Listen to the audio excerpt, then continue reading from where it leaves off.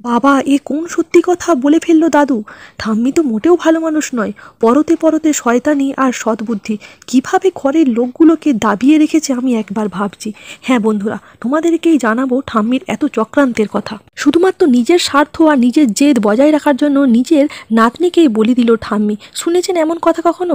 লোকেরা ঠাম্মির কাছেই সব আদর করে, কিন্তু এ যে আবার দেখছি সম্পূর্ণ আলাদা মানুষ। পুরো ঘটনাটি জানার আগে বন্ধুরা চ্যানেলটিকে সাবস্ক্রাইব করো, ভিডিওটিতে একটা লাইক দাও এবং কমেন্ট করে এদের চরিত্রগুলি কেমন লাগছে আমাকে অবশ্যই জানাও। ফিমনের প্রস্তাবেই রাজি হয় সবাই যে যার ভালোবাসার মানুষকে গোলাপ ফুল দিতে রাজি হয়। শুরু হয় কাপেল ডান্স।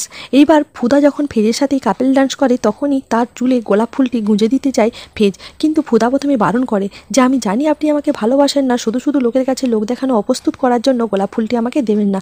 কিন্তু লোক দেখানো ভালোবাসা তো আছেই, তাই ফেজ চুলে গোলাপ ফুলটি গুঁজে দেয় ফুদার, আর এতেই পিত্তি চড়ক গাছ হয়ে যায় ফিমনের। ফুদাকে তো সে একদমই সহ্য করতে পারে না, কিন্তু ফুদা মনে মনে ভাবতে থাকে তাহলে ওই ফিমন ম্যাডামের সাথে কি তার স্বামীর কোনো সম্পর্ক আছে? সব সময় এরকম কাছে কাছে ঘুরঘুর করছে, সবসময় এরকম গায়ে গায়ে পড়ছে, ব্যাপারটা একটু দেখার মতো। এইদিকে দিদি যায় সেই প্রদীপ্তর কাছে গান যেখানে গাইছিল সেখানে গোলাপ ফুলটি দিতে। ও মা, কোথা থেকে তার স্বামী এসে মাঝখানে পড়ে তাকে হাঁটু মুড়ে গোলাপ ফুলটি দিতে যায়, বলে বউ আই লাভ ইউ। বউ তো রেগে মেগে গোলাপ ফুলটাকে ছুঁড়ে দিয়ে বলে লোকের কাছে ঢং দেখাতে এসেছো, লোকের কাছে জোকার না সাজলেই হচ্ছিল না।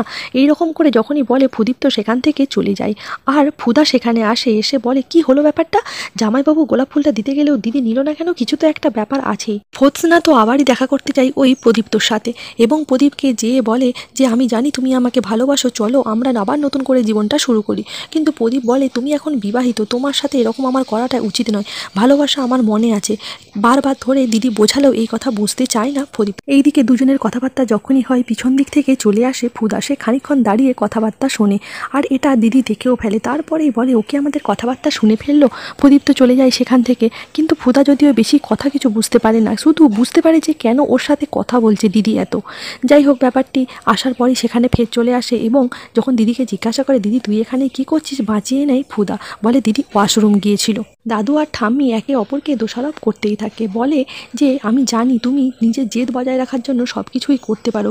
সেদিন দেখেছিলাম যেদিন তুমি আমার ওই নাতনিটার জোর করে বিয়ে দিয়ে দিয়েছিলে, তুমি জানো ওই যে অন্য একটা ছেলেকে ভালোবাসে, তারপরেও তাকে কি করে তুমি বিয়ে দিলে। ঠাম্মি বলে যা করেছি সেটা আমার নাতনির ভালোর জন্যই করেছি।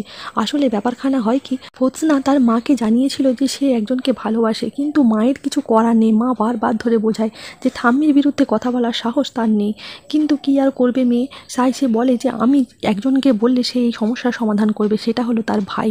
এইদিকে তার ভাইকে যখনই বলতে যায় তখনই এখানে ঠাম্মি চলে আসে। ঠাম্মি শুনতে পায় তার নাতনি বলছে সে ঘর থেকে পালিয়ে যাবে, তাই ঠাম্মি দিদিকে চড় মেরে তার কাছ থেকে কথা আদায় করিয়ে নেয় যে সে যদি ঘর থেকে এক পা বাইরে রাখে তাহলে ঠাম্মির মরা মুখ দেখবে, আর এক সপ্তাহের মধ্যে ঠাম্মি তার পছন্দ করা ছেলের সাথেই তার নাতনির বিয়ে দেবে। এই কথা শুনে ফোৎসনা আর কিছু করার থাকে না, তাই এক সপ্তাহের মধ্যে জোর করেই ঠাম্মি কিছুটা বিয়েটা দিয়ে দেয়। মায়ের সেই মুহূর্তে কিছু করার ছিল না, তাই মা শুধু কাঁদতেই থাকে যে আমি ঠাকুরের কাছে প্রার্থনা ছাড়া আর কিছু করতে পারি না।